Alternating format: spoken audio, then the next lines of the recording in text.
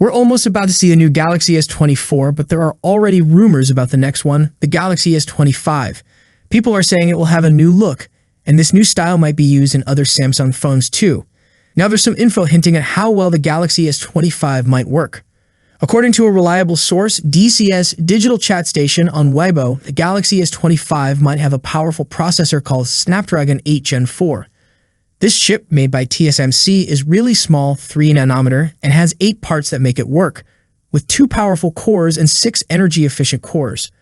The person who shared this info thinks that the performance of this chip will be quite good, similar to what Apple's chips can do. They say that this chip will probably be in the Galaxy S25 in North America. But in other places, like some countries, Samsung might use its own chip called Exynos 2500 for the Galaxy S25 and S25 Plus.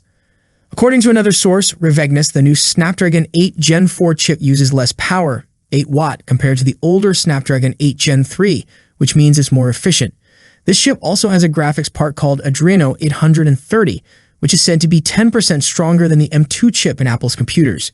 The Snapdragon 8 Gen 4 is expected to do really well in performance tests, scoring over 2,800 points for single core and over 10,000 points for multi-core in a test called Geekbench 6.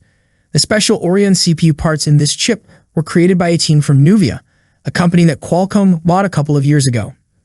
For the last 10 years, Apple has been doing really well with its own chips, making them powerful and efficient.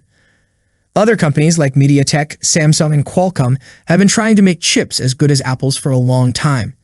Now there's a rumor that Qualcomm might have a chip called Snapdragon 8 Gen 4 that could finally match Apple's chips. But remember, this is just a rumor, and we can only be sure about it when we see how the chip works in real life. What do you think about the S25 first big leak? Comment below. As always, I'll see you in the next video. Peace out.